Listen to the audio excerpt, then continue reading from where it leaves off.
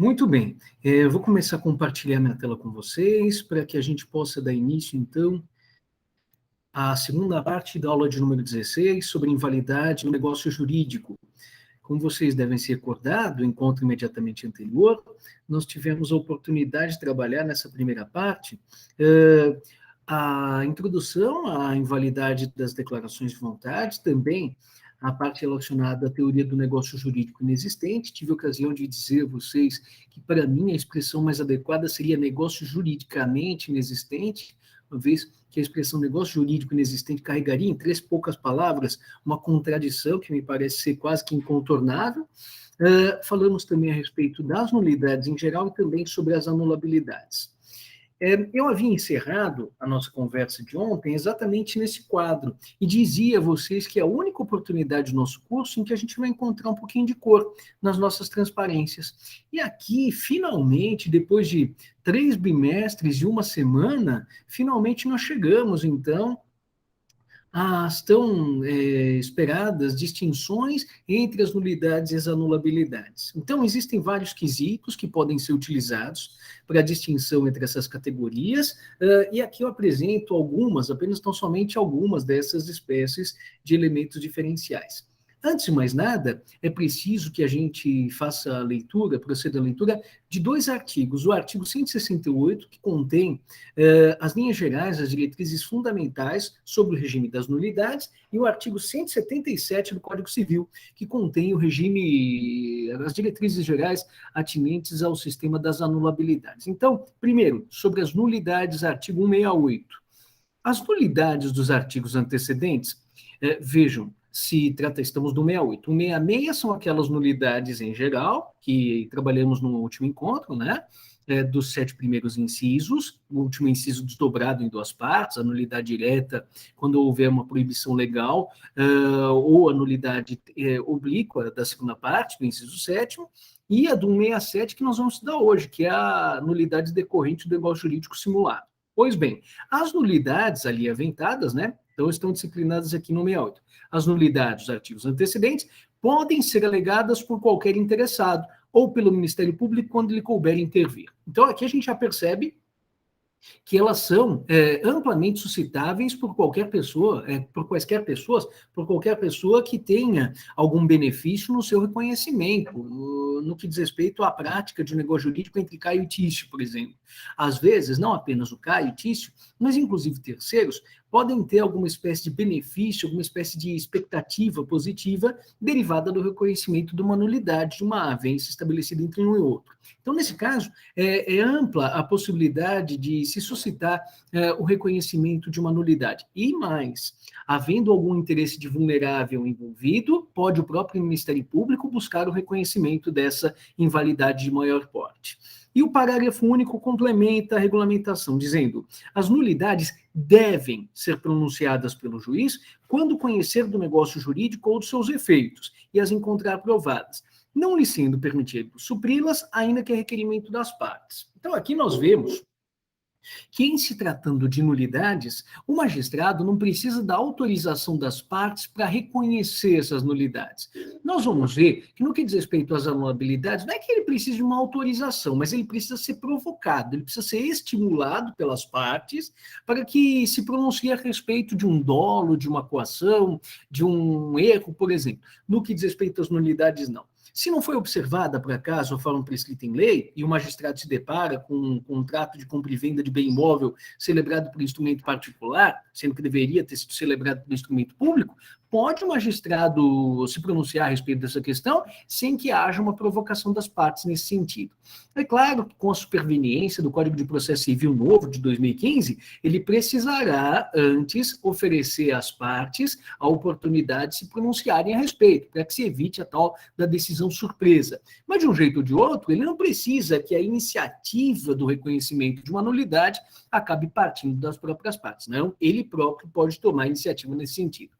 Mas, se as partes comparecerem ambas de braços dados, dizendo assim ao magistrado, olha, excelência, esse negócio jurídico por nós praticado é um negócio jurídico nulo, ao que tudo indica, mas nós queremos consertar esse negócio jurídico nulo, queremos que ele seja convalidado, que ele seja confirmado. Não poderá o magistrado adotar providências no sentido da confirmação do negócio jurídico nulo.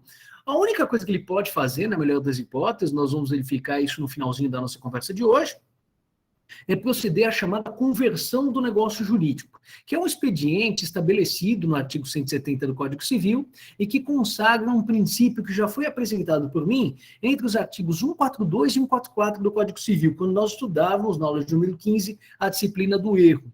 Então lá eu dizia a vocês que existe um princípio cada vez mais estimulado no direito civil brasileiro, que é o princípio da conservação do negócio jurídico.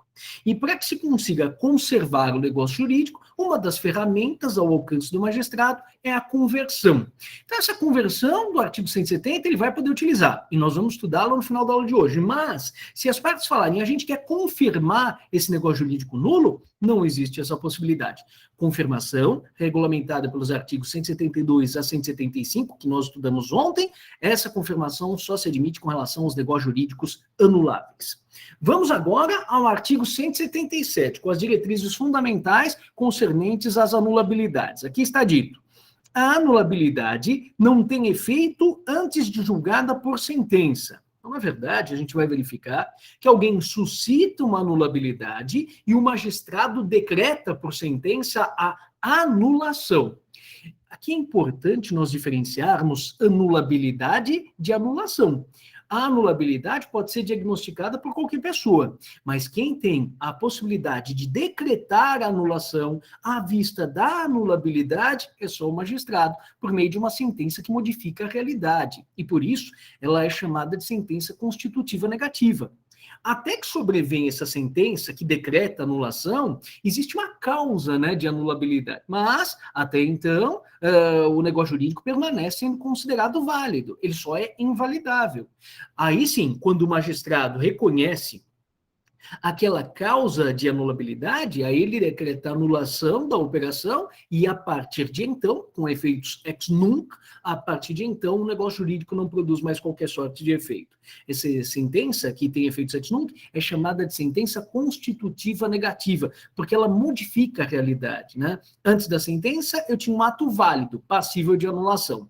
Anulável. A partir da sentença, eu tenho um ato anulado. Anulável antes, anulado depois. Assim como lembra, não sei se vocês se recordam da aula de número 10 sobre fundações, eu dizia fundação constituída após o registro, fundação constituenda, em fase de constituição, que vai se constituir mais à frente. Então, essas diferenças terminológicas podem parecer pouco importantes à primeira vista, mas para quem quer compreender o bom funcionamento dessas sentenças, por exemplo, pronunciadas pelo magistrado a propósito do erro, do dolo, da coação, é de todo importante aqui essa espécie de atenção aos sufixos. Então, a gente fala em anulabilidade, um ato jurídico anulável até que a sentença sobrevenha, e diante da sentença tem um ato jurídico anulado por ela, uma decisão anulatória. Bom, prosseguindo. A anulabilidade não tem efeito antes julgada por sentença, nem se pronuncia de ofício. Então, o magistrado, o que significa essa expressão, pronunciamento de ofício? O magistrado não pode se pronunciar, reconhecer a anulabilidade, decretar a anulação, se a parte prejudicada não pedir a ele. Mas você olha, sabe quando você vê aquela pessoa que te é muito caro, um grande amigo, que está se envolvendo com uma pessoa que talvez não fosse a melhor para ela, mas você não pode se meter. Pelo amor de Deus, é teu amigo. Aí o cara pergunta para você, mas o que você acha que eu devo fazer? Aí você fala, não, você deve ser feliz e tal. Às vezes o cara fala, mas você acha que o fulano é a melhor escolha que eu poderia fazer na vida? Aí você pensa, toma todo o cuidado do mundo, porque dependendo daquilo que você falar, você perde um amigo e ganha dois inimigos. Mas, às vezes, você acaba sendo franco e sendo honesto. Mas você não vai meter o bedelho de falar para o seu amigo que está apaixonado, deslumbrado pela pessoa, fulano ou fulana, vai falar, olha, acho que você vai entrar numa roubada. Dali a 10 anos, o sujeito liga para você, toca o telefone às 3 da manhã e fala, você não sabe? Aí você fala, eu já sei há muito tempo. Mas você não pode se pronunciar, né, antes da pessoa te perguntar o que você acha. Você fica, de certa forma, de mãos atadas. Da mesma forma no que diz respeito à anulabilidade. O magistrado olha e fala, meu Deus do céu, tem erro aqui. Olha, acho que a parte foi ludibriada exatamente pela contraparte. Olha, talvez o sujeito tenha sido submetido a alguma intimidação, a um aterramento, a uma violência. E ele, magistrado, não pode reconhecer o erro, dolo, coação, estado de perigo, lesão, afogado contra credores, sem que haja uma espécie de provocação da parte prejudicada nesse sentido. Então, ela não se pronuncia ex officio, diferentemente das nulidades estabelecidas no artigo 166, 167, sobre a simulação de que falaremos no final da aula de hoje, e as outras estabelecidas em lei pela legislação esparsa. Depois, prosseguindo. Só os interessados a podem alegar. Então, somente aqueles que estavam envolvidos na relação jurídica na qual se caracterizou, por exemplo, a incapacidade relativa, o defeito da declaração de vontade, o defeito do negócio jurídico.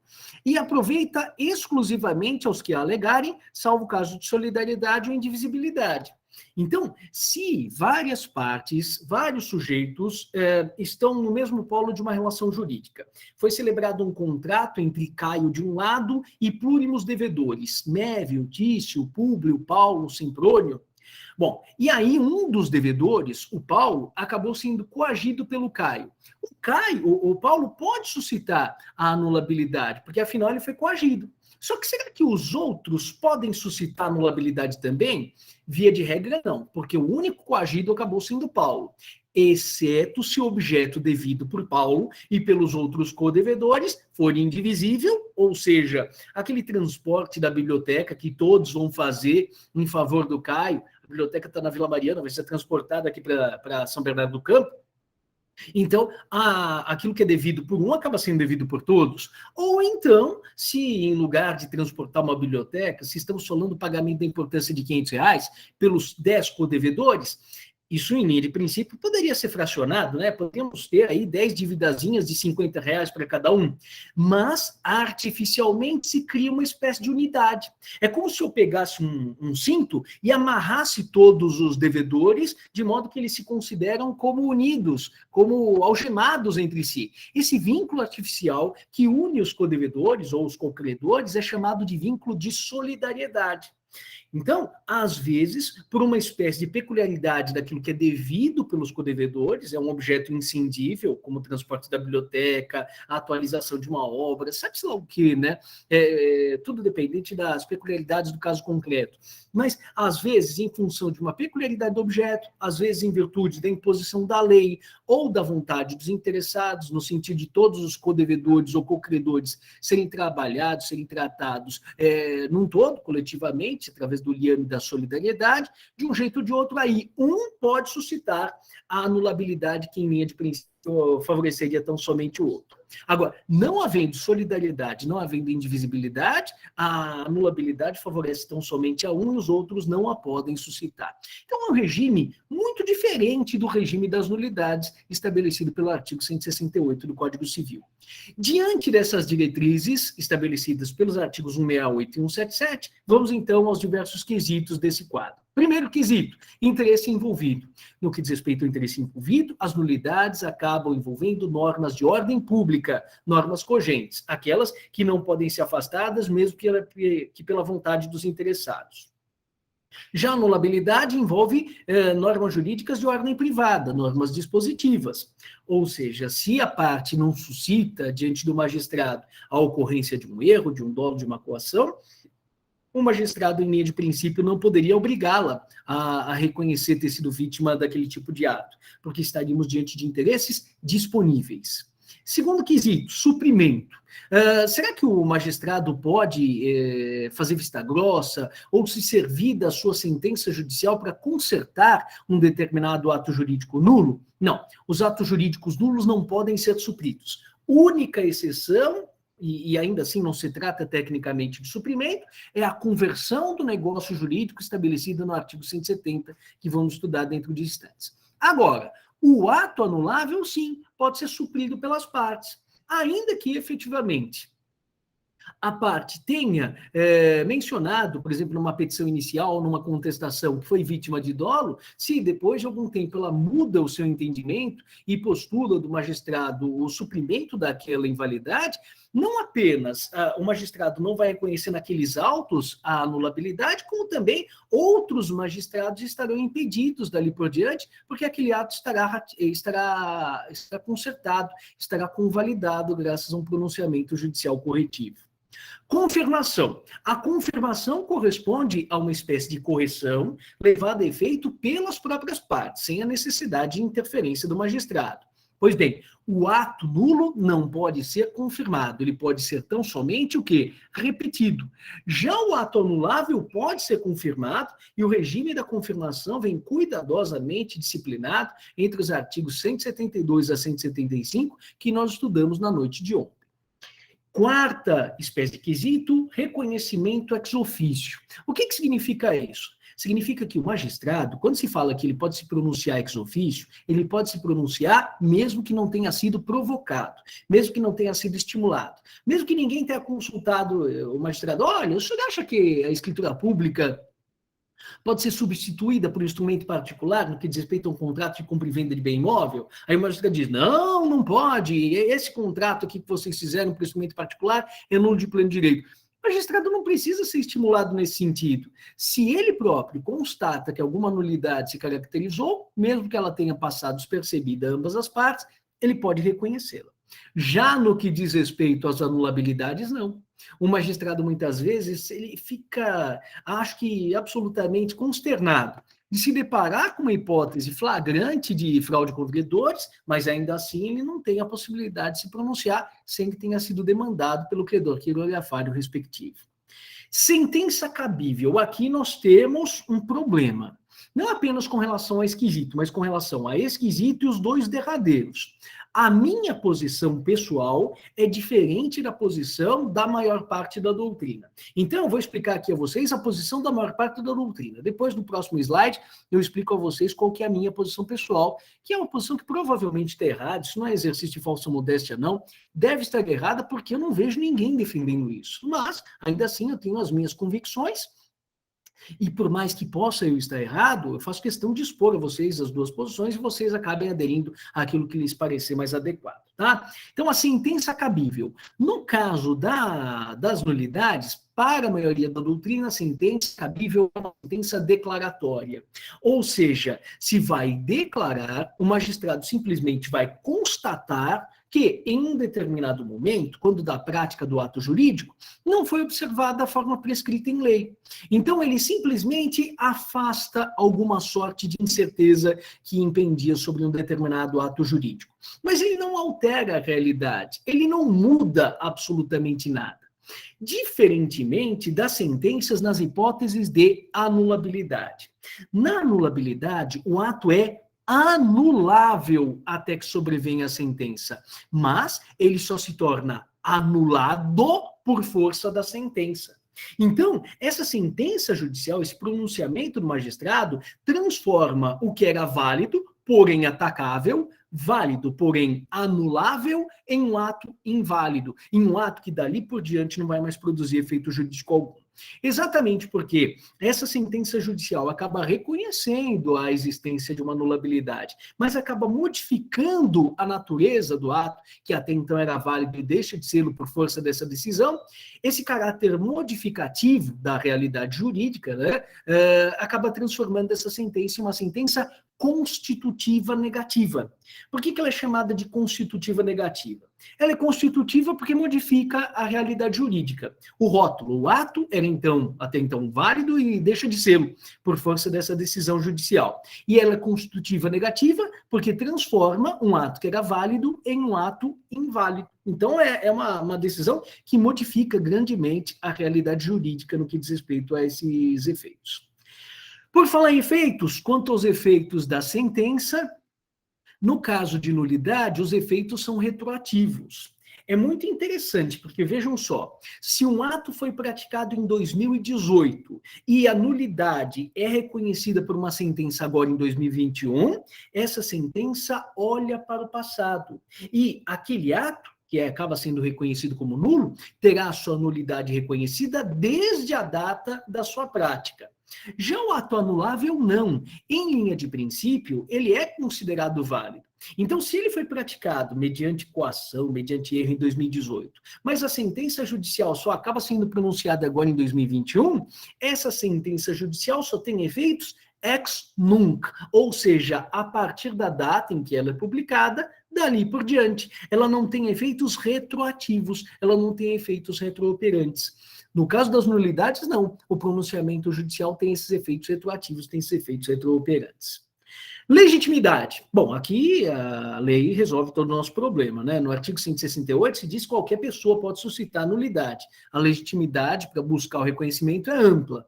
No que diz respeito à anulabilidade, o artigo 177 diz que a legitimidade é restrita. Somente os envolvidos na operação podem buscar o reconhecimento da anulabilidade. Professor, e se alguém não busca o reconhecimento da nulidade tempestivamente? A pessoa demorou para buscar um pronunciamento do magistrado. Em linha de princípio, essa inércia, essa demora não vai produzir efeito deletério nenhum. O ato nulo hoje será nulo daqui 6 dias, daqui 6 meses, daqui 6 anos, daqui 60 anos. Já o ato anulável, se ele não for impugnado tempestivamente, ele passa a ser considerado como inimpugnável. Ele acaba sendo convalidado pelo decurso do tempo. E as regras que estabelecem esses prazos para impugnação do ato anulável estão estabelecidas nos artigos 178 e 179. Me acompanhe. Diz o artigo 178. É de 4 anos o prazo de decadência para pleitear-se a anulação do negócio jurídico contado. Então, sempre 4 anos para as hipóteses do artigo 178. Inciso 1º, no caso de coação, no dia em que ela cessar. No caso de erro, dolo, fraude contra credores, estado de perigo ou lesão, no dia em que se realizou o negócio jurídico. Olha que interessante. Em todos os defeitos do negócio jurídico, são 4 anos contados da data da prática do negócio jurídico. Mas da coação, não. Por que da coação, não? Porque a coação pode ter se praticado no dia do casamento e depois ela pode ter cessado. Mas, às vezes, a coação se inicia em um determinado momento e ela acaba perdurando durante um intervalo, em que a vítima da coação ainda está de mãos atadas, está inibida de buscar um pronunciamento judicial que acabe atendendo aos seus interesses. Por isso, esse prazo de 4 anos na situação da coação e apenas tão somente na hipótese de coação, ele começa a ser contado exclusivamente a partir do momento em que a coação cessar. Quanto a todos os demais defeitos do negócio jurídico, desde a data da prática do ato. Uma outra diferença, tomando-se aqui em consideração as hipóteses do artigo 171, né, é a hipótese do artigo 178, inciso 3º. Aqui está dito, nos atos de incapazes, do dia em que cessar a incapacidade. Então, assim como no caso da coação, o prazo de 4 anos se conta da data em que a coação cessar, no caso dos atos praticados por relativamente incapazes, aqui está dito no inciso 3º, nos atos incapazes, claro, dos relativamente incapazes, né? No caso dos absolutamente incapazes, nulidade, não se trata de anulabilidade, aí a situação é diferente. Mas no caso dos relativamente incapazes, esses 4 anos não se contam da data da prática do negócio jurídico, mas estão somente da data em que eles atingirem os 18 anos, a idade em que eles possam defender os seus próprios interesses. Mas, professor, e se por algum acaso a anulabilidade estiver prevista em alguma outra regra? Aí eu vou pedir a vocês que, por gentileza, se socorram de 2 regras que nós já estudamos na aula de número 13. Anotem aí porque elas não estão mencionadas.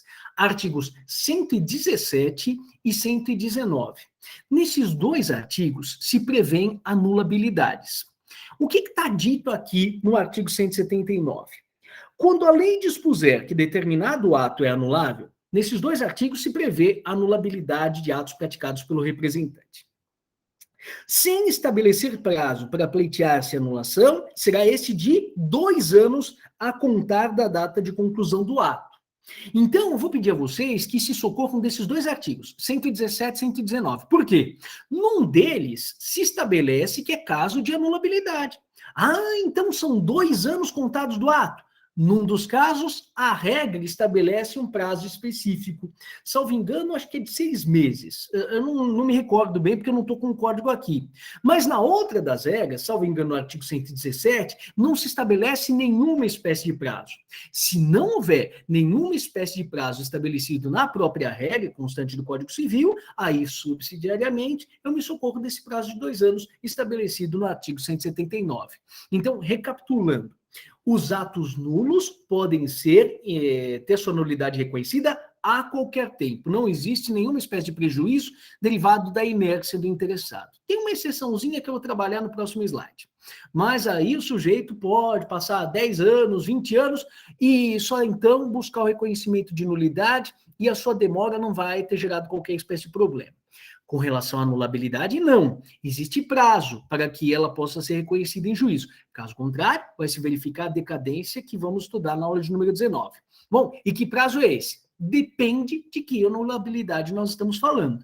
Se forem os defeitos do negócio jurídico em geral, erro, dolo, estado de perigo, lesão, fraude contra credores, 4 anos contados da celebração do ato. Se for coação, 4 anos contados da cessação da coação. Se for incapacidade relativa, 4 anos contados da aquisição da maioridade, 18 anos.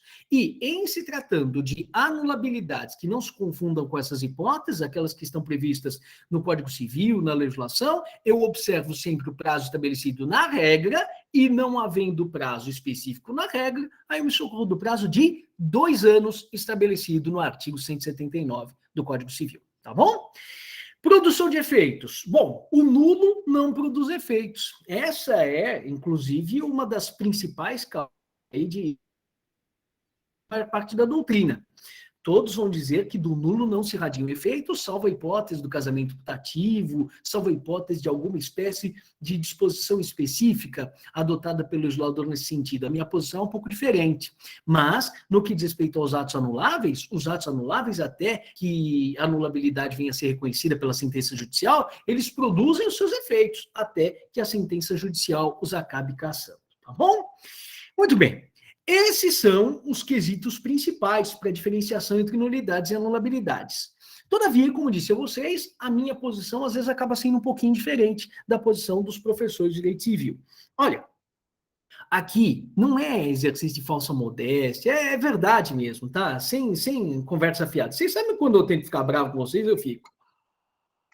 Mas, sim, perguntarem a vocês num concurso público, por exemplo, ou numa prova, a respeito desses 3 pontos mencionados no slide, vocês pensam exatamente o contrário.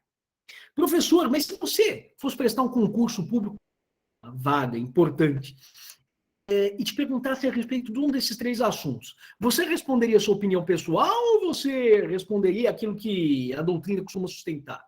A minha primeira resposta seria a que a doutrina costuma sustentar. Principalmente se eu estivesse falando com examinadores que não me conhecem. Porque é assim, né? Vejam só. Às vezes, nós estamos lá no ponto de ônibus e alguém traz alguma questão jurídica e te pergunta, o que você acha? Aí você fala aquilo que você acha, respondendo aquilo que é vulgarmente conhecido, aquilo que é a opinião defendida pela maior parte das pessoas. Mas, às vezes, nós acabamos sendo procurados em função da confiança que depositam no nosso conhecimento. Então, volta e meia, eu tenho alguns colegas professores que ligam para mim e falam, Estevam, eu estou com um caso lá no escritório e queria trocar algumas ideias com você. Aí eu quase que falo, mas você não tem OAB? Você não tem escritório? Você não aceitou o cliente? Você não celebrou o contrato de honorários? Esta pica é sua, porra! Sabe, que vem querer filar consulta comigo? Mas não. Aí a pessoa vem, ela começa a adular, sabe? Não tem nada que eu odeie tanto na minha vida quanto os aduladores. Aí o cara chega, não, Estevam, porque você é muito inteligente, eu confio muito em você, eu tenho certeza que você vai conseguir resolver esse caso como ninguém. Nossa senhora, aí eu fico raivoso. Mas, de toda forma, às vezes eu sou muito curioso e quero saber qual é o tamanho do problema que me acaba sendo apresentado. E aí eu acabo dando a minha posição pessoal, mas que muitas vezes é uma posição diferente, distoante daquilo que a doutrina costuma sustentar. E nesses 3 casos, vocês vão ver que a minha posição é diferente. gente. Primeira hipótese. Bom, no que diz respeito às sentenças, eu disse a vocês que nas hipóteses de anulabilidade, a sentença é constitutiva negativa. Antes da sentença, nós temos um ato válido, mas anulável, e que a partir da sentença acaba sendo considerado um ato anulado. Antes era anulável, depois ele acaba sendo anulado. É uma sentença constitutiva negativa. Mas que os atos nulos, eles acabam sendo objeto de uma sentença declaratória. Professor, e você não concorda com isso? Não. Para mim, os atos nulos também são objeto de uma sentença constitutiva negativa. É assim, os atos nulos, até que a nulidade venha a ser reconhecida pelo magistrado, eles são considerados válidos. Como assim, professor? Você pode explicar isso? Posso, mas eu preciso que vocês entendam que essa é a posição do Estevam, não é a posição de mais ninguém que eu conheça. Então, tá bom. Vamos imaginar o seguinte, que o prefeito do município aqui de São Bernardo baixe um decreto estabelecendo o seguinte, que só podem fazer parte da administração pública pessoas brancas. Pessoas negras não poderiam fazer parte da administração pública municipal. Essa norma estabelecida pelo prefeito é uma norma constitucional ou inconstitucional? Eu acho que muitos de vocês vão dizer, pelo amor de Deus, isso é uma norma flagrantemente inconstitucional. E eu diria a vocês que essa norma é uma norma constitucional. Vocês vão falar, esse filho da puta é da Ku Klux Klan, é um racista. Não, não é isso, pessoal, pelo amor de Deus. Não, se vocês conhecessem minha trajetória de vida, vocês saberiam. Não, não, não. Agora, vejam, toda e qualquer norma jurídica, para ser produzida, ela observa um processo legislativo. Lembram-se disso? Algum infeliz falou disso com vocês lá na aula de número 4. Então, começa com o projeto, deputado fulano, vai para a Comissão de Constituição e Justiça. Aí a Comissão de Constituição e Justiça olha para aquilo e fala, constitucional. Aí vai plenário, plenário aprova, vai para outra das casas do Congresso Nacional manda para a Constituição, designa um relator, manda para a Comissão de Constituição e Justiça da outra casa. A segunda Comissão de Constituição e Justiça olha e fala, perfeito, constitucional. Baixa para o plenário de segunda casa, segundo plenário vota a lei e acaba aprovando o projeto.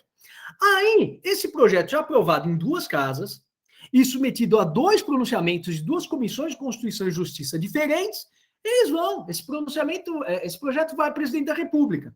E o presidente da República, podendo vetar por conveniência e oportunidade, mas também podendo vetar por entrever uma inconstitucionalidade, o que o excelente presidente da República faz? Ele olha e fala, constitucional, vou sancionar. Quer dizer, a norma jurídica perpassou por pelo menos 3 controles de constitucionalidade preventivos e ninguém percebeu que a norma afrontava a Constituição. E qual é a consequência? Por força desse rito, desse processo legislativo, estabelece-se uma presunção de compatibilidade entre essa norma e o ordenamento jurídico. Então, até segunda ordem, esta norma é compatível com a Constituição. Mas daí a gente olha e fala, meu Deus, mas ninguém prestou atenção nessa norma, ela é completamente incompatível com a Constituição. Está aí a palavra de ouro. Vocês, estudantes sérios, eu, professor, às vezes um pouco mais aplicado, todos nós podemos, nos nossos estudos, nas nossas meditações, nas nossas inquietações, todos nós podemos diagnosticar a incompatibilidade entre uma norma e a Constituição Federal. Mas sabe de uma coisa? Só um sujeito pode colocar essa norma para fora do sistema jurídico, convertendo a incompatibilidade, que todos nós podemos divisar, em inconstitucionalidade. Quem? O juiz. O juiz tem o poder de transformar a incompatibilidade que todos nós podemos ver em inconstitucionalidade. E, a partir de então, acabar enxotando, pelo menos num processo, e às vezes em vários processos, no efeito erga omnes, no controle concentrado de constitucionalidade, aí ele pode enxotar aquela norma para fora do sistema jurídico. Bom, mas eu não sou professor de direito constitucional, eu sou professor de direito civil. No âmbito do direito civil, vamos imaginar que eu esteja dando minha aula no ensino presencial, entra uma criancinha acompanhada da sua mãe na sala de aula. Eu olho e falo, olha, não pode ficar aqui, criancinhas. Aí a moça diz assim, criancinha nada, é seu filho. Aí eu falo, meu filho, nem te conheço, moça. Aí a criancinha tem a língua presa, fala gaga-quaga, gosta do Pontes de Miranda, inveja o professor de direito romano. Vocês olham e falam, meu Deus do céu, é filho do professor Estevam. Aí a criança, representada pela sua mãe, propõe uma ação investigatória de paternidade e que dura 5 anos na sua tramitação. E então é feita uma perícia, um exame de DNA, e o magistrado, diante do exame de DNA, diz: ante o exposto, julgo procedente a ação investigatória de paternidade. Notem, assim como na ação em que se aferia a inconstitucionalidade, mas agora no âmbito do direito civil, 99,9% da doutrina vai sustentar que essa ação de investigação de paternidade é uma ação declaratória. E por quê? Porque a decisão do magistrado não mexe no DNAzinho da criança. Não, a criança sempre foi minha filha biológica. E por isso a paternidade do Estevão sobre aquela criança vai ser simplesmente declarada. Havia uma incerteza e depois da sentença não existe mais essa incerteza. Professor, e para você? Para mim, a sentença na ação de investigação de paternidade, assim como na ação em que se questiona a inconstitucionalidade, também na investigatória de paternidade a sentença é constitutiva, é constitutiva positiva. E por que ela é constitutiva positiva?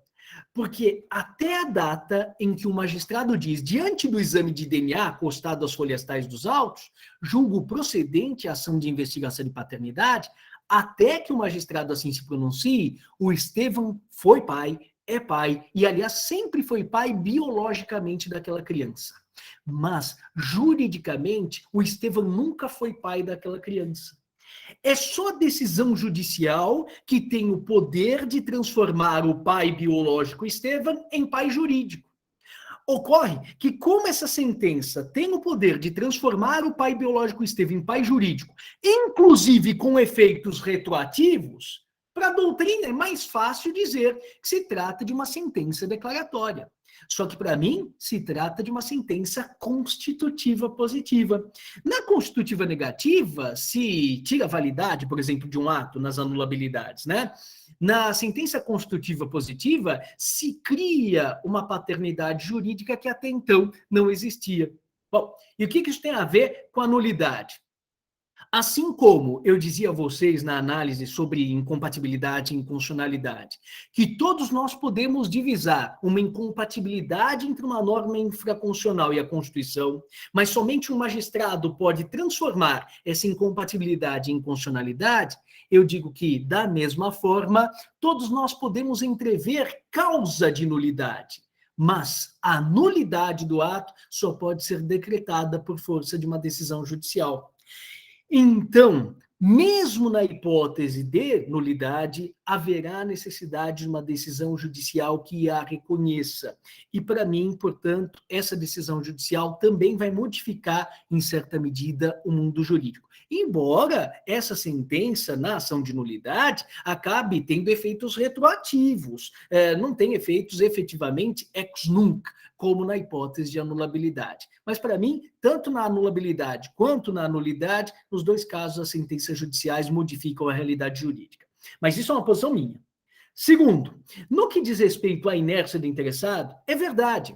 Se o sujeito não busca o reconhecimento da nulidade num primeiro momento, e resolve buscar o reconhecimento daqui 6 dias, daqui 6 meses, daqui 6 anos, daqui 60 anos, em linha de princípio não vai haver problema algum.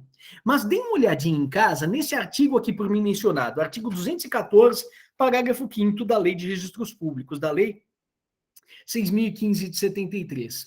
Vocês vão ver que, em determinado caso absolutamente excepcional, se o interessado no reconhecimento da nulidade tiver o seu direito como sendo contrário ao direito de alguém que talvez já pudesse ter adquirido bem imóvel disputando por uso capião, Excepcionalmente, nesse caso, a sua inércia, a sua demora em buscar o exercício e a satisfação dos seus direitos, aí a sua inércia vai lhe causar alguma espécie de prejuízo.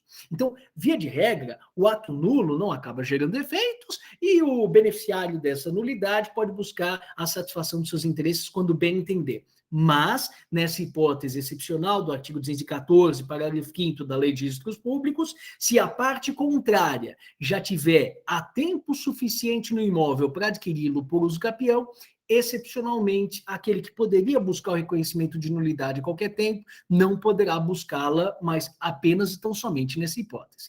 Aí sim, como regra, realmente, o beneficiário pelo reconhecimento de uma nulidade pode intentar a ação que o favoreça a qualquer tempo. E, finalmente, também é importante se observar que, como exceção ao último dos quesitos do quadro representado no slide anterior, o ato nulo, via de regra, não produz efeitos para a maior parte da doutrina. Para mim, produz efeitos, porque somente a partir do momento em que houver uma sentença que reconheça a nulidade, esses efeitos provisoriamente produzidos serão cassados.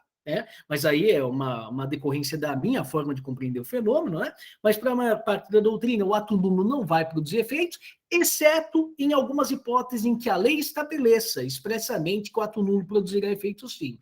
2 exemplos que eu gostaria de trabalhar com vocês. O primeiro deles, o artigo 1561 do Código Civil. Então, na aula imediatamente anterior de ontem, eu dizia a vocês, olha, examinem o tal do casamento putativo. O que é o casamento putativo? É um casamento que é nulo, mas que gera efeitos para o cônjuge que o tenha contraído de boa fé. Então, normalmente, diz a doutrina que do nulo não se irradia efeitos, mas o casamento putativo é uma exceção. Mas só é uma exceção porque o legislador foi lá no artigo 1561 e atribuiu excepcionalmente efeitos ao ato nulo. Não houvesse essa disposição, mesmo nessa hipótese de boa-fé do nubente, o casamento nulo não geraria qualquer sorte de efeitos. E uma outra espécie de exceção nós vamos encontrar no artigo 8º da Lei de Arbitragem, da Lei 9.307 de 96.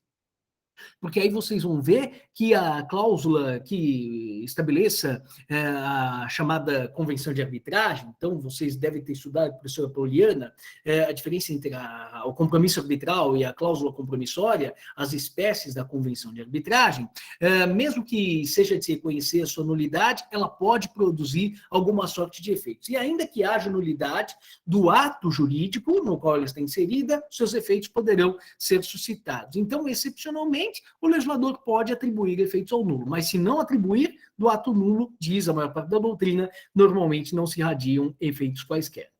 Bom, aqui eu preciso trabalhar com vocês algumas disposições especiais atinentes às invalidades. Vamos começar pelo artigo 183.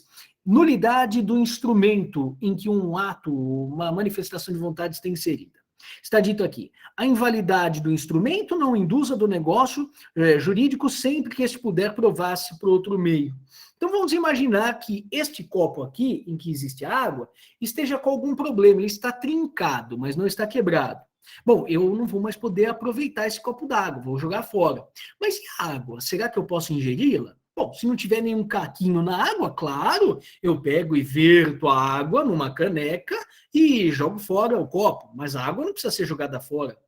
Então, se somente o receptáculo, se somente o instrumento, se somente a escritura pública for viciada, mas o ato jurídico puder ser praticado por uma outra forma, por exemplo, por um instrumento particular, então nessas circunstâncias não haverá nenhuma espécie de prejuízo para o ato contido naquele instrumento inválido.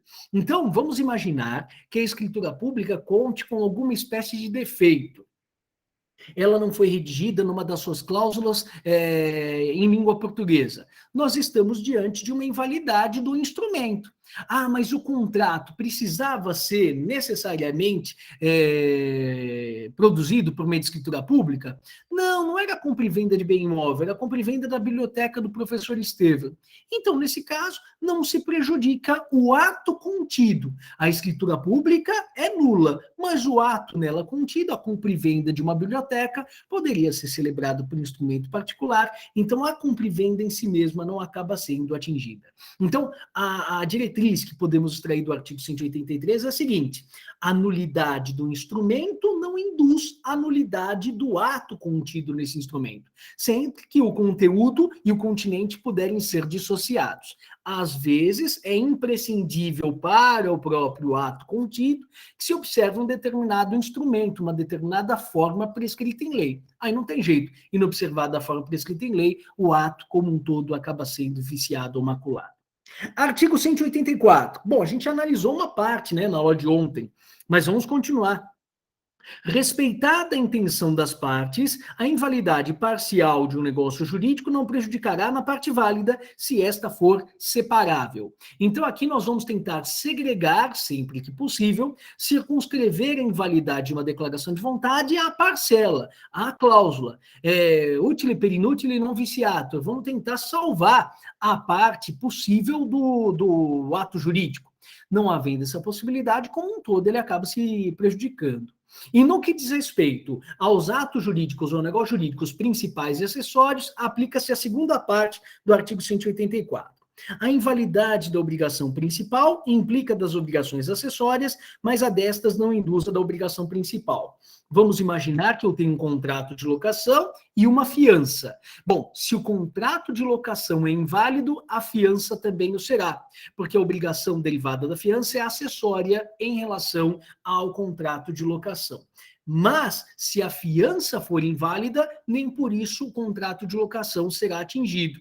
Vocês lembram da aula de número 11? O acessório segue o principal, quanto à sua natureza, quanto ao seu destino e quanto à sua titularidade. Então, se a obrigação principal, o contrato de locação, é inválida, é nula, a obrigação acessória, a obrigação de garantia, a fiança, também acaba sendo contaminada com essa nulidade.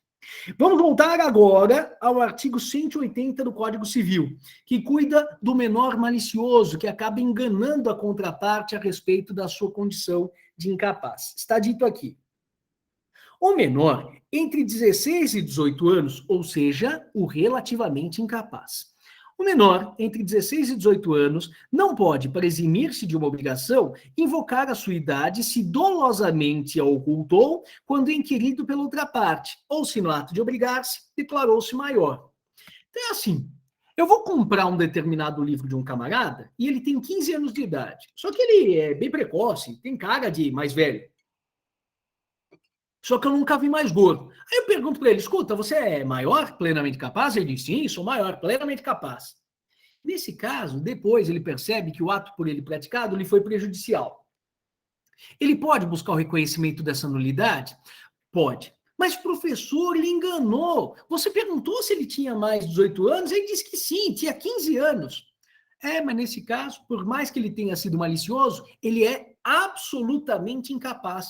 Então, o legislador, quanto ao absolutamente incapaz, é condescendente, mesmo que ele tenha se portado de maneira maliciosa. Mas, se eu perguntar para alguém que tem mais 16 e menos 18 anos, escuta, você é plenamente capaz? Ele diz: sou plenamente capaz, mas não é, tem mais 16, mais menos 18 anos. Bom, ele vai ser tratado como se fosse plenamente capaz.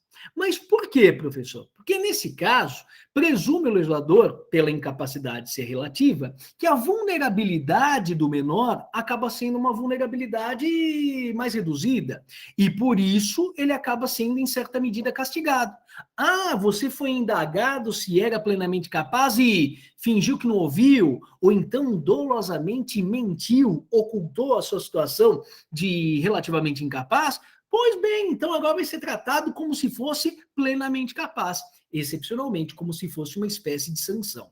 Por isso, a gente percebe que o sistema de proteção dispensado pelo legislador brasileiro aos incapazes não é um sistema de proteção desenfreada. Os incapazes, às vezes, são tratados como plenamente capazes, nessas hipóteses do artigo 180, não se admite entre nós o benefício de restituição, e além disso, quanto à prática de atos ilícitos, o sujeito não vai ser encarcerado, porque ele está submetido ao Estatuto da Criança e do Adolescente, mas a responsabilidade civil pelos danos por ele causados acaba afluindo, né, acaba surgindo, de acordo com o artigo 928 do Código Civil. Nós vamos estudar isso, inclusive, na aula de número 18, sobre atos ilícitos, não nesta semana de hoje, mas na próxima semana já vamos estudar isso também. Tá bom? Artigo 181, que estabelece esse artigo. Ninguém pode reclamar o que, por uma obrigação anulada, pagou o incapaz, se não provar que reverter em proveito dele a importância paga. Então vamos supor o seguinte: eu estou dando aqui a minha aula, quando de repente alguém abre a porta e me interrompe, diz assim: escuta, só não quer comprar o tomo 39, Tratar de Direito Privado do Pontes Miranda? Aí eu falo: escuta, mas é que eu estou dando aula. Não, é que é uma oportunidade única. Tomo 39, Tratar de Direito Privado do Pontes Miranda. Aí eu pergunto, um minutinho só, meus alunos, mas é o da edição Borsoi, da década de 50 do século passado? Ele diz: sim, é da edição Borsoi, da década de 50 do século passado. Eu falei: tá bom, então, ó, pega R$ 100 aí que tem em cima da cômoda e deixa o livro aí. Tchau, tchau. E aí o sujeito bate a porta e vai embora. Aí o que acontece? Eu, Estevam, termino a minha aula, vou lá pegar o livro e, quando abro, é realmente Tratar de Direito Privado do Pontes Miranda. É o tomo 39, mas não é o exemplar da edição Borsoi. É o exemplar de uma edição da Revista dos Tribunais. É uma boa edição também, tanto que é a que eu tenho, mas não é aquela que eu queria. Então, esse sujeito acabou me enganando. Neste caso, eu acabei sendo vítima de um dolo. Será que eu posso pleitear de volta a importância que eu tinha desembolsado? Aí eu converso com o vendedor e falo: ó, faz o seguinte, você fica com o teu tratado de direito privado, esse tomo 39, mas devolve o meu dinheiro aqui. Podemos estabelecer isso, sim ou não? Via de regra, sim. Só que tem um problema. O vendedor que acabou me embrulhando nessa, né, me enrolando nessa, ele tem mais 16 menos 8 anos. Ele é um relativamente incapaz. Faz diferença isso, professor? Faz. Porque se ele fosse plenamente capaz, eu fui enganado, fui vítima de dolo, fui ludibriado, toma lá o livro, me dá de volta R$ 100, seja feliz você, que eu vou ser feliz também. Mas se ele é incapaz e eu desembolsei dinheiro em proveito dele, vai saber se esse dinheiro está com ele ainda ou não. Às vezes ele já gastou esse dinheiro. E aí eu não tenho a possibilidade de recobrar alguma importância que eu tenha desembolsado em benefício do menor. Sério mesmo, professor? Via de regra eu não consigo, mas se eu conseguir, graças às câmeras de segurança, filmar que esse sujeitinho saiu aqui da minha casa. Aí tem câmera de segurança para tudo quanto é lado, né? Tem uma câmera de segurança no hall do andar.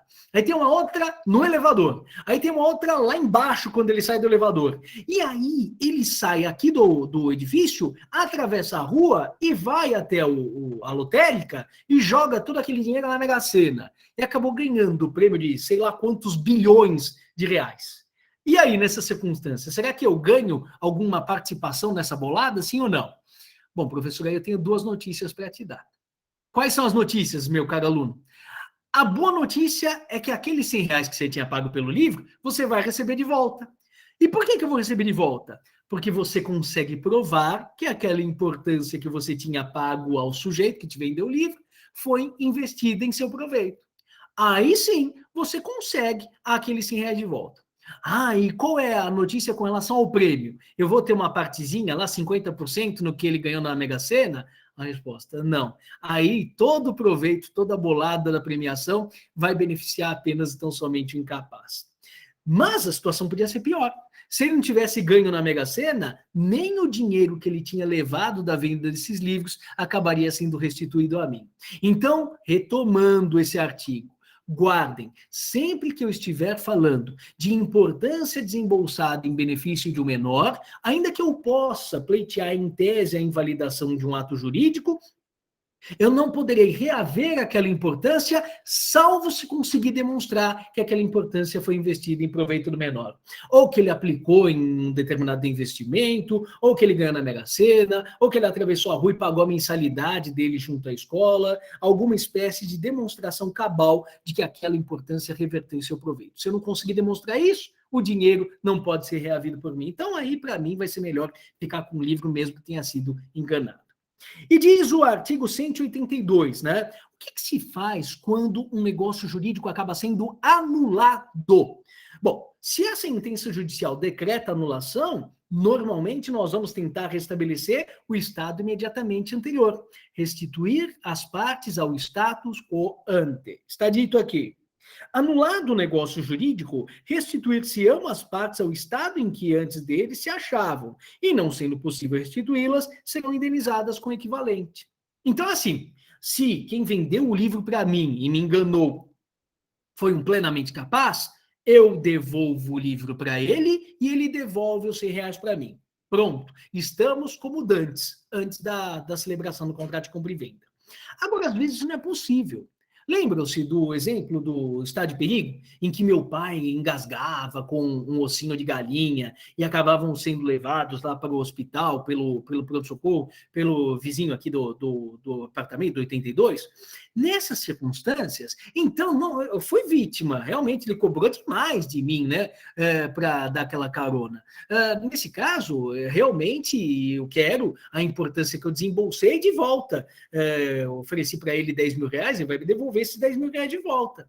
Mas, professor, e aí? Ele fez um transporte, não dá para você devolver o transporte que ele te fez. Bom, então, nesse caso, ele acaba sendo indenizado com equivalente. Quanto que normalmente custa uma corrida de Uber do meu prédio aqui até o pronto-socorro mais próximo? Custa, sei lá, R$100. Então, ele me devolve os 10 mil, porque foi aquele dólar de aproveitamento, aquela espécie de comportamento reprovável da parte dele, se aproveitando da minha vulnerabilidade, mas eu também não posso me enriquecer indevidamente à custa da gasolina e do esforço dele. Então, ele vai receber aquilo que normalmente uma pessoa qualquer acaba recebendo por um serviço análogo ao que ele me emprestou. Muito bem. Nós vamos falar agora de 2 artigos antes de encerrar nossa conversa. O artigo 170, sobre a conversão do negócio jurídico, e o artigo 167, sobre a simulação. Vamos ao artigo 170. Se, porém, o negócio jurídico nulo...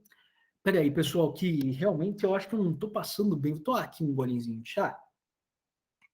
Realmente deve ter algum problema. Eu acho que eu estou, inclusive, um pouco desatento. Ninguém começaria um artigo com a expressão se porém. Imagina se um aluno meu começa uma prova com se porém. Mas eu acabo dando uma cacetada. Vou atrás do aluno e dou uma cacetada na orelha desse infeliz. Não, mas meus alunos não são esses imbecis. Deixa eu ler aqui o artigo 170. Se porém, o que eu faço com alguém que começa? Como é que foi seu dia, meu aluno? Se, porém, é um amental, o legislador. É um completo cretino. Depois eu explico a origem da cretinice dele. Se, porém, o negócio jurídico nulo contiver os requisitos de outro, subsistirá este quando o fim a que visavam as partes permitir supor que o teriam querido, se houvessem previsto a nulidade. Quando vocês se depararem com expressões como se porém, mas, todavia, entretanto, a ideia de oposição é sinal de que este artigo é um parágrafo único disfarçado. E eu tenho que repetir isso porque nós já estamos há 3 ou 4 semanas do encerramento do curso. Então, o professor do próximo ano não vai ficar se esgoelando para repetir isso para vocês. Vocês próprios têm que começar a perceber essas gafes do legislador. Na verdade, o 169, aquele primeiro artigo que nós analisamos na aula de ontem, que ele dizia que o negócio jurídico nulo não é suscetível de confirmação, nem convalesce pelo decurso do tempo. Então, se ele é nulo hoje, vai ser nulo daqui 6 dias, daqui 6 meses, daqui 6 anos, daqui 60 anos, não é isso? Então, mas tem uma exceção a essa espécie de insuscetibilidade do negócio jurídico nulo à convalidação, ao conserto pelo decurso do tempo, que é a conversão do negócio jurídico. Então é por isso que o legislador disse, porém, porque é uma exceção à regra do 169. Dá para consertar o negócio jurídico nulo na hipótese de conversão. Acompanhe-me aqui pela leitura do primeiro alvéolo desse slide.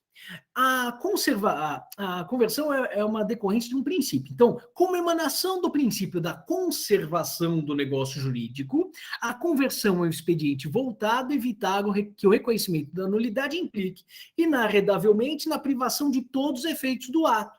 Então, o que acontece? Graças a um princípio que prevalece no direito civil brasileiro, princípio da conservação do negócio jurídico, sem que houver a possibilidade de eu salvar o negócio, eu evito o reconhecimento da nulidade. É esse princípio que justificou os artigos 142 a 144, que nós estudamos na disciplina do erro. É esse princípio que justifica a regra do 184, Utile per inutile non viciatur. Então, se eu puder segmentar uma partezinha do negócio e circunscrever a nulidade a ela, salvando o restante do negócio, eu assim farei.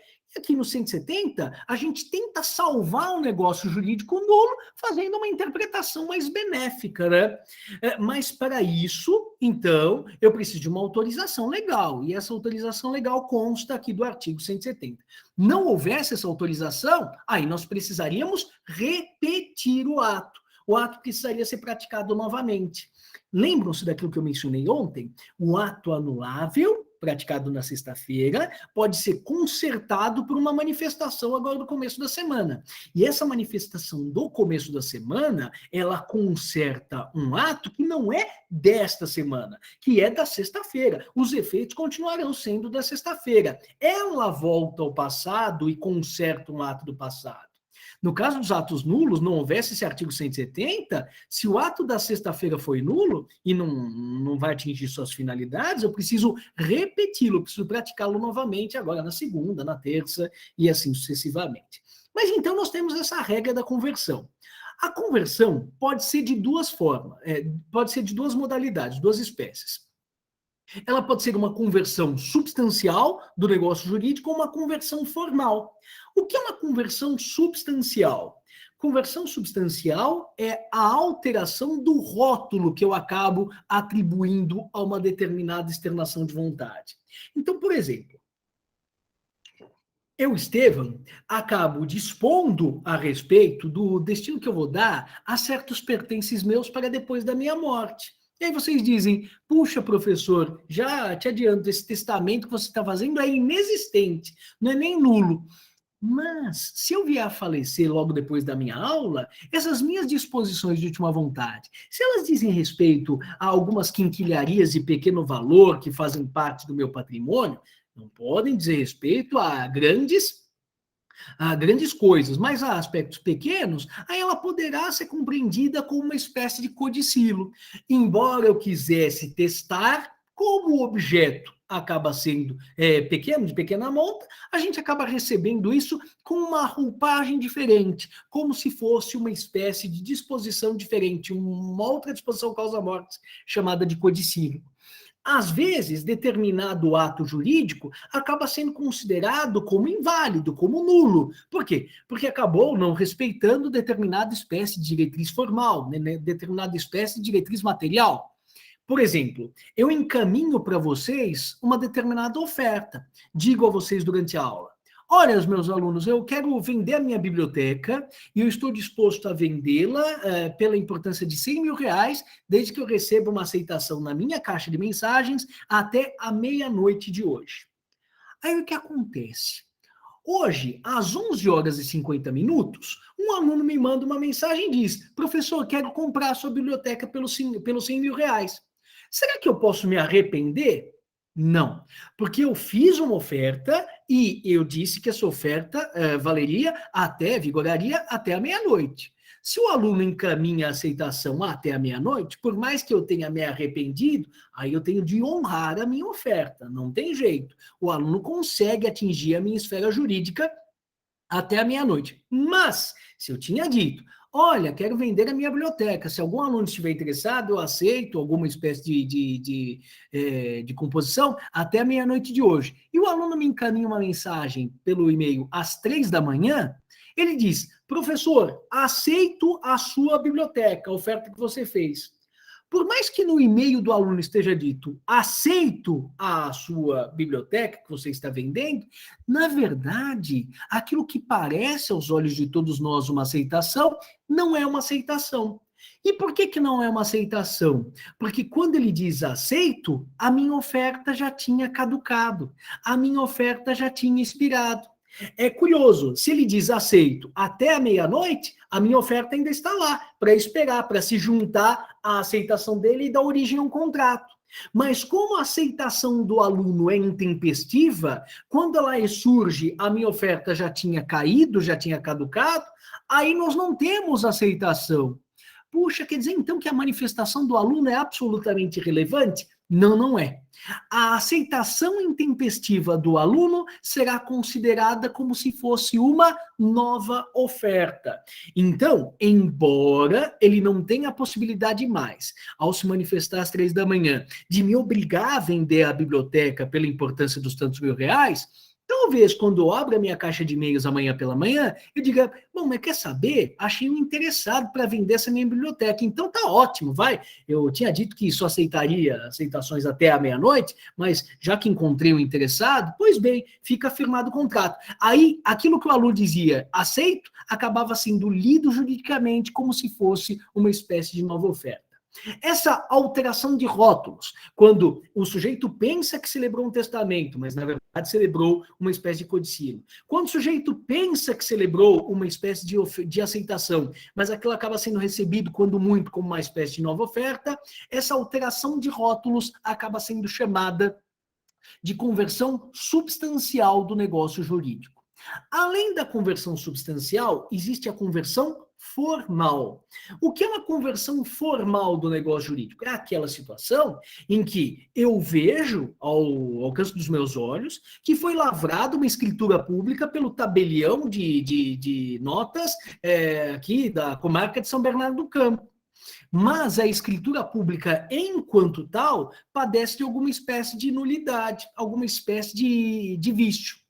Mas, por não se tratar de uma compra e venda de imóvel com valor superior a 30 vezes o maior salário mínimo, por se tratar de uma compra e venda de biblioteca, por exemplo, não precisava mesmo ser uma compra e venda celebrada por escritura pública. Então, nesse caso, operar-se-á a chamada conversão formal do negócio jurídico. O que é a conversão formal? Eu olho para aquela espécie de documento e vejo, trata-se de uma escritura pública. Não corresponde a um instrumento particular. Mas se for lida como escritura pública, vai ser nula, vai ser pior para as partes. Então, nessas circunstâncias, eu finjo que não estou vendo uma escritura pública e considero aquele documento público como se fosse um instrumento particular. Por quê? Porque daí a gente consegue extrair os efeitos pretendidos pelas próprias partes e, no final das contas, a compra e venda celebrada não precisaria necessariamente ser celebrada por um instrumento público. Se fosse uma compra e venda de bem imóvel com valor superior a 30 vezes o maior salário mínimo vigente do Brasil, aí não teria nada que se pudesse fazer nessas circunstâncias. Cuidado! Na conversão substancial, eu não altero a forma, eu altero a leitura, o enquadramento jurídico de uma manifestação de vontade. Na conversão formal, o enquadramento jurídico é o mesmo. É uma compra e venda, é um testamento, é uma doação. Simplesmente eu deixo de lê-lo como se fosse uma compra e venda celebrada por instrumento público e passo a lê-la como uma compra e venda celebrada por instrumento particular. Essas conversões, substancial e formal, muitas vezes acabam sendo muito importantes para que a gente consiga fazer com que as partes consigam extrair daquele ato, daquela manifestação de vontade, os efeitos por elas almejados. Mas a conversão só poderá ser praticada pelo magistrado desde que estejam presentes duas espécies de requisitos fundamentais. Em primeiro lugar, os elementos ou requisitos objetivos. Todos os elementos e todos os requisitos do ato jurídico previstos precisam estar presentes. Então, se eu quero converter um negócio jurídico, uma compra e venda, que foi celebrado em instrumento público, para uma compra e venda celebrada por instrumento particular, ainda que um instrumento público não tenha atendido a todas as formalidades, alguma nulidade da escritura houvesse, os requisitos do instrumento particular precisam estar presentes. Se também não estiverem presentes os requisitos do instrumento particular, aí não existe a possibilidade de nós salvarmos. Então, o elemento objetivo, todos os requisitos e todos os elementos do ato em que será convertida aquela manifestação de vontade devem estar preenchidos. E o segundo dos requisitos, que está subentendido naturalmente, é a intenção das partes de que se promova essa espécie de alteração, né? De enquadramento ou alteração de forma.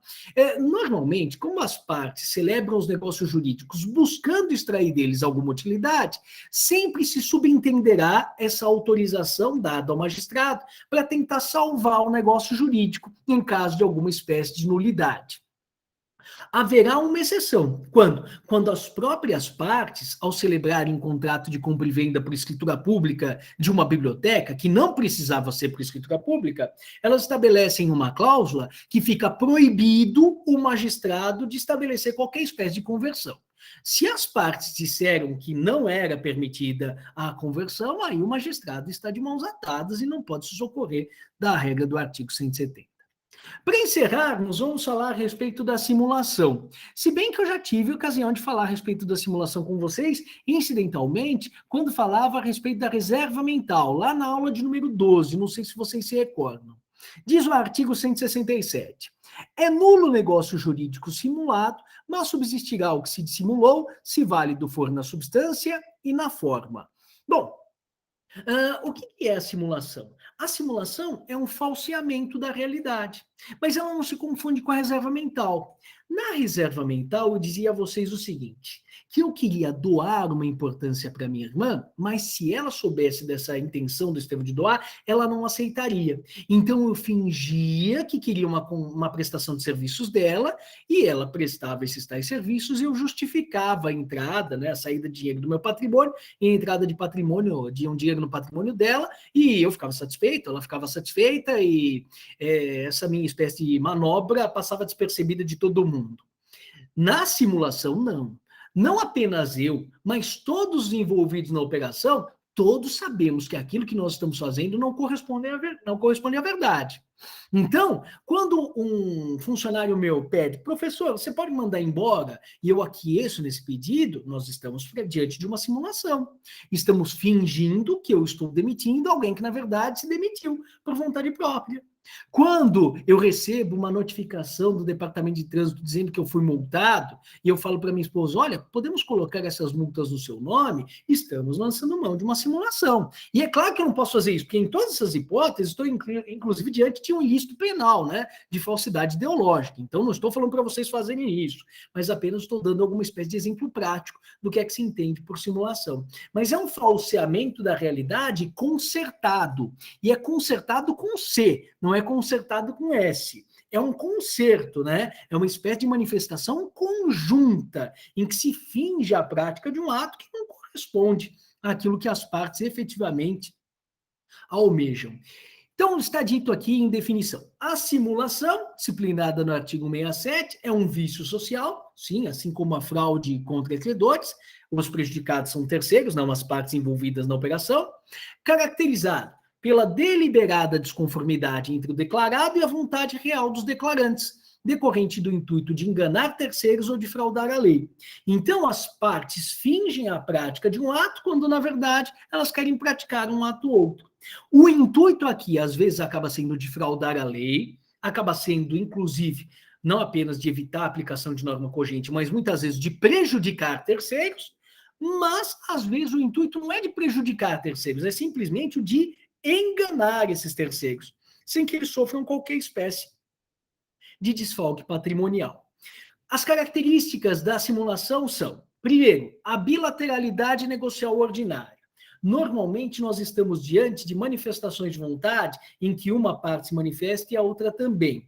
É um comprador e um vendedor que estão fingindo que o contrato de compra e venda de bem imóvel foi celebrado pelo preço de R$ 500.000, quando, na verdade, o preço da operação foi de R$ 1 milhão. Mas eles acabam subvalorizando, acabam reduzindo o valor da escritura do bem para que consigam se socorrer de um financiamento imobiliário, para recolher menos tributo. Claro que estamos falando de comportamentos ilícitos nessas hipóteses, sem dúvida alguma, mas estaríamos diante de um falseamento bilateral nesse caso.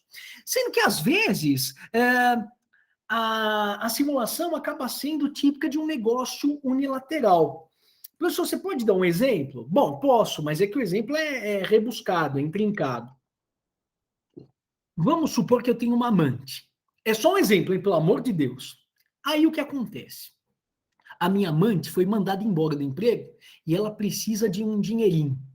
E aí eu resolvo, mas como toda a minha contabilidade é conhecida pela minha esposa, aí como é que eu vou dar esse dinheiro para essa minha amante? Não tem como, né? Aí o que eu faço? Eu tenho uma fórmula, eu pego um dos gatinhos aqui de casa e sumo com ele durante uma semana. Aí a minha esposa está desesperada. O que aconteceu com o gatinho fulano? Ah, mas será que aconteceu alguma coisa? Um caminhão de areia? Será que algum malfeitor levou um gatinho tão bonito? Eu falo, sei não, viu? 3 dias eu tinha esperança, mas uma semana? Sei não, acho que é melhor a gente adotar um outro gato. Ela, que outro gato? Aí eu falo, mas você está desesperada assim? Já sei o que eu vou fazer. Eu vou colocar uma faixa aqui embaixo, dizendo que se alguém achar, tiver notícias do gatinho, que eu vou pôr até criança doente, né? Que oferece, gratifica-se bem. A gente oferece uma recompensa. Ou por lá, ofereço 100 mil reais de recompensa. Quem sabe alguém acha. Aí a minha esposa está desesperada, fala, não, coloca 150 para ver se alguém acha o gatinho. Falo, tá bom, você quer? Coloca lá a faixa. 2 dias depois, quem aparece com um gato debaixo do braço? A minha amante. Estou mancomunado com ela. Fala, olha, achei o seu gatinho. A minha esposa fica desse rebulo em lágrimas e fala, oh, meu Deus do céu, como estou feliz que você encontrou. Estevão, deixa de ser muquirana, não esquece de pagar a moça. E aí eu consigo transferir para ela. Olha só, professor, parecia que se tratava de uma oferta, né? Uma promessa de recompensa feita por você, mas na verdade você estava conseguindo aí doar uma importância para a dona Natália fulana, né? A sua amante. Percebem? Nessas circunstâncias, nós temos um negócio jurídico unilateral, que é decorrente de uma promessa de recompensa. Mas ainda assim, nós estamos diante de uma simulação, porque não apenas eu sei que é mentira aquela promessa de recompensa, mas a própria pessoa que recebe a importância sabe que está fazendo parte de uma manobra para engambelar minha esposa. Segundo, consciência de todos envolvidos. É claro, tanto aquele que desembolsa quanto aquele que recebe a importância desembolsada tem a consciência de que estão falseando a realidade. Em terceiro lugar, deliberada desconformidade da declaração em relação à intenção. Então, não é por um acidente que as pessoas externam uma coisa e praticam outra. Quando a parte, por exemplo, né, no erro iuris, ela pensa que está celebrando um contrato de licenciamento quando assinou uma cessão, ela não tem consciência de que, efetivamente, ela está externando algo que não corresponde à sua vontade. Na simulação, não. Ela sabe muito bem que aquilo que ela está dizendo não corresponde à sua intenção. E, finalmente, o intuito de fraudar a lei ou de enganar terceiros. Às vezes, o intuito é o de fraudar uma norma cogente, uma norma imperativa. Eu devo ter dado esse exemplo a vocês na aula de ontem, né? Devo ter dito que eu queria vender um determinado objeto para o meu filho, mas os outros filhos não concordariam. Aí eu fingia que vendia para o meu contador e meu contador depois vendia para o meu filho favorecido. Lógico, nessas circunstâncias, nós estamos tentando fraudar a lei. Às vezes, o intuito não é de fraudar a lei, mas é o de prejudicar terceiros ou simplesmente de enganá-los. Vamos imaginar que eu tivesse aqui prometido, logo no começo da aula, fico falando da minha vida e tal, aí eu digo assim, na minha aula, olha, eu digo a vocês que eu jamais ajudaria um corintiano na minha vida. Eu não gosto, na verdade eu sou corintiano, mas vamos fingir que eu fosse preconceituoso e dissesse, jamais vou ajudar um corintiano na minha vida. E aí o melhor aluno que eu tenho na turma é corintiano, ele está passando por uma dificuldade. Aí eu fico naquele dilema, né? Porque eu quero ajudar o meu aluno para não ver ele nessa situação de dificuldade. Mas, como eu tinha dito que eu jamais ajudaria um corintiano, e aí? E a minha palavra não vale nada? Então, ou eu mantenho a minha palavra e o aluno se dana, ou então eu ajudo o aluno, mas daí a minha palavra não vale nada. Aí o que eu consigo fazer? Aí eu converso com o meu aluno e digo o seguinte, ô fulano, eu queria contratar você para ir lá no meu escritório para consertar o meu jardim no escritório. Mas esse meu aluno que vai ser ajudado, ele sabe muito bem, porque ele já foi no meu escritório, que não tem jardim nenhum. Mas ele catou que a mensagem é a de que eu quero doar para ele uma determinada importância, lá os R$100 para que ele acabe consertando o meu jardim. Nesse caso, eu e ele fingimos uma prestação de serviço, quando, na verdade, foi praticada entre mim e ele uma doação. E por que essa simulação acaba sendo oportuna para os dois? Para ele, porque recebe o dinheiro de que ele carecia. E para mim, porque aos olhos de terceiros, eu mantive a minha palavra, né? Não é que eu doei algo para o meu aluno corintiano, eu simplesmente tomei os serviços por ele prestados. Conseguem perceber? E por que nessa situação nós estamos diante de uma simulação inocente? Porque ninguém acaba sendo prejudicado. É uma simulação que acaba resultando em proveito dele, acaba resultando em alegria também para mim, porque aquele aluno já não está numa situação de dificuldade, mas nenhum dos outros alunos acaba sendo prejudicado por essa espécie de engano. É como se fosse aquela mentira que eu conto para a criança de que Papai Noel existe, né? É uma espécie de enganação, mas que não acaba redundando em prejuízo de quem quer que seja. Quantas espécies a simulação pode ser absoluta ou relativa? Simulação absoluta é aquela que eu pratico com o meu monitor em sala de aula. Fingimos, para que vocês entendam, né, um exemplo, entendo um determinado conceito, eu finjo que celebro com o meu monitor um contrato de compra e venda, mas, na verdade, nada foi celebrado entre mim e ele. Então, aquele falseamento da realidade não acaba ocultando operação jurídica alguma. Só existe uma casca, né, um negócio jurídico aparente, mas não existe operação alguma praticada entre mim e ele. A essa ideia, né, essa situação, damos o nome de simulação absoluta.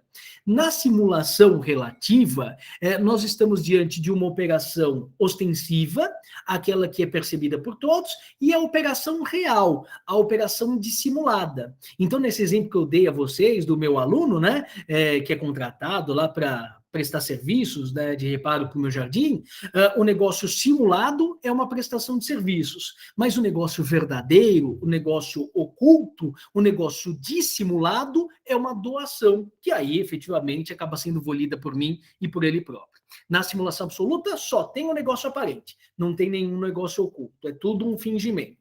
Na simulação relativa, existe um negócio ostensivo, que é uma espécie de fingimento, e existe um negócio dissimulado, subjacente, que acaba sendo, não acaba sendo tornado de conhecimento público, de conhecimento geral.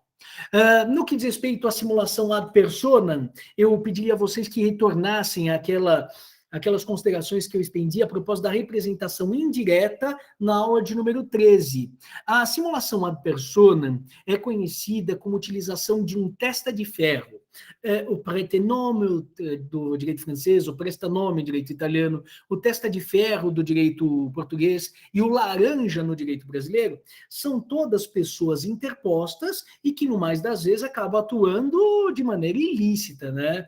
Então, é a utilização de um sujeito para acumular um patrimônio que acaba sendo explorado por outro. Então, você olha e pergunta, Estevão, mas esse carro que você usa? Ah, não é meu, está no nome do fulano. E essa casa que você vê? Ah, não é minha, está no nome do Beltrano. Aí essas cuecas que você veste? Não, não são minhas, são do ciclano. Lógico que nessas circunstâncias, ao que tudo indica, nós estamos diante de uma interposição de pessoa fraudulenta. Às vezes, a interposição de pessoa não será fraudulenta. No caso daquela representação indireta que eu mencionava na aula de número 13, quando a minha irmã comprava os livros para mim, não sei se vocês se lembram desse exemplo que eu havia dado. Aqui, no terceiro e finzinho, né, do alvéolo do slide anterior, a simulação inocente quando não é prejuízo para alguém e a simulação fraudulenta quando uma norma cogente acaba sendo violada. As hipóteses de simulação previstas no artigo 167 estão amparadas no seu parágrafo 1º. Está dito: haverá simulação nos negócios jurídicos quando, inciso 1º, aparentarem, conferir ou transmitir direitos a pessoas diversas daquelas às quais realmente se conferem ou transmitem. É a hipótese do testa de ferro, do pretenome, do prestanome, do laranja. Inciso 2º, contiverem declaração, confissão, condição ou cláusula não verdadeira. O Estevão, então, sabendo que está chegando quase que a insolvência, uma situação muito delicada no seu patrimônio, acaba mascarando certo desvio patrimonial por ele praticado em ato ilícito. Então, eu finjo com um determinado sujeito, que é meu camarada, que houve uma colisão entre o meu veículo e o veículo dele, e a pretexto disso eu pagaria uma indenização para ele. Os meus credores vão falar, não, ele só está pagando uma indenização pelos danos experimentados pelo tal fulano em virtude da colisão entre veículos, mas na verdade isso é tudo mentira, né? É um falseamento da realidade. Estamos aqui diante de uma confissão, de uma cláusula não verdadeira e que acaba sendo característica de uma simulação. Inciso 3º, os instrumentos particulares forem antedatados ou pós-datados, quando houver divergência entre a data de efetiva celebração do negócio jurídico e a data formalmente constante do instrumento. Bom, consequência principal da simulação consta do parágrafo 2º do artigo 67. Ressalvam-se os direitos dos terceiros de boa-fé em face dos contraentes do negócio jurídico simulado. Ou seja, para os terceiros prevalece aquilo que efetivamente, ostensivamente se praticou, salvo se eles conseguirem demonstrar a ocorrência de uma simulação que acabe sendo favorecedora para eles. Entre as partes, aí sim, prevalece o negócio dissimulado, o negócio oculto, o negócio verdadeiro e não o negócio sobrejacente, tá bom? Com relação à aula de número 16, era isso que eu gostaria de falar a vocês. Na próxima semana, nós teremos ocasião de falar, a propósito da aula de número 17, sobre atos jurídicos lícitos, isso em 15 minutos, tão somente.